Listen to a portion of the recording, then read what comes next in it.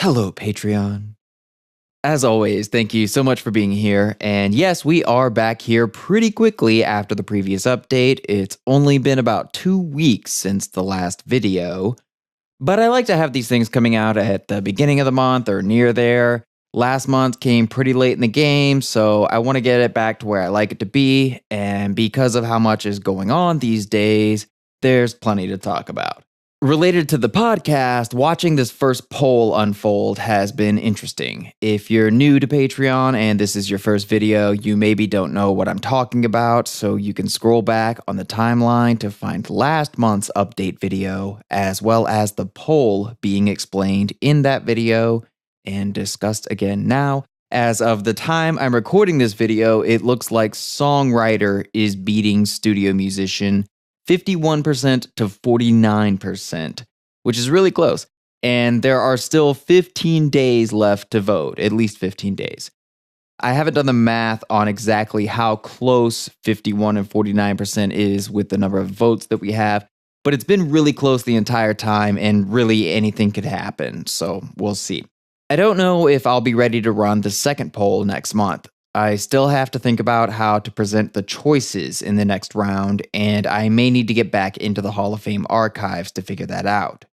Speaking of the archives, I did manage to get a couple days in there last week. The place is unreal. If you've ever spent, say, 5 hours watching awesome country music videos on YouTube, it's kind of like that times 100. There's some amazing footage in their database, to say the least. A lot of stuff I haven't seen before. Really, really clean and nice sounding versions of things I've seen in much lower quality. It's really great to spend time in there. It is kind of weird though, because I can only spend 6 hours at a time in there. Like, that's how long it's open to me on a weekday. And it's just a little weird for me because I'd guess my average work session at home is at least 12 hours. And if I'm in the middle of chasing a serious thread, I'll go for 30 hours. So 6 hours in, I feel like I'm just getting started. Don't get me wrong, I'm thrilled to have the access. I'll go down there as many times as I have to. I'm glad to do it. Take these headphones down there, plug them in. It's great. It's just that it's taking smaller chunks out of the overall workload each time that I'm used to doing in one shot. Another reason this video is coming out so soon following the previous one is that Tuesday, the day this video comes out, I'm getting on an airplane and I'm going to Los Angeles, California. I don't know if I'm supposed to talk about why I'm going out there, but I'll be out there for around 4 days and I'm looking forward to it.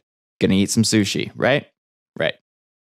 When I get back from LA, I plan to spend as much time in those archives as I can.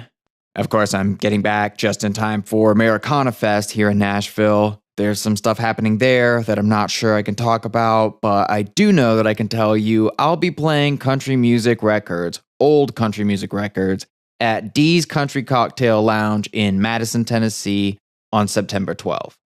That's right, I've already picked up more DJ gigs. Actually, someone suggested that I post the set list from my DJ spots here on Patreon, so I'm going to give that a try. I DJ vinyl, and I'm usually drunk when I'm doing it, but I think I can probably scribble some notes to myself in the middle of all the action and put those up on here. So probably do it for the $5 and up patrons. To be clear, there will not be playlists that you can listen to. Some of the stuff I play isn't available anywhere online, so I'm definitely not going to make playlists of my DJ sets with songs missing out of the middle of them. Anyway, yeah, on September 12th, we're calling that an after party for the Americana Awards because the show is the same night.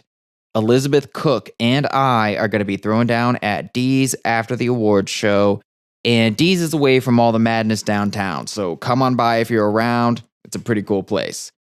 The week after that, on September 17th, which is a Monday, I'm DJing at Dee's again, and that time is with my pal Michael Dixon. The thing you need to know about Michael is he's one of these guys who likes to find super rare, sometimes never even really released country music records. So he's going to be bringing some stuff I know nobody has ever heard. It's definitely going to be stuff I haven't heard. I'm really looking forward to that. It's going to be fun too. If anyone listens to my other podcast, Your Favorite Band Sucks, Mark Mosley and I are DJing at a bar called Rosemary in East Nashville. It's maybe a little bit fancier than what you're used to. I have no idea what Mark is planning on bringing. I can say that I will not be bringing any country music to that night because I'm playing country music a bunch of other places, a bunch of other nights.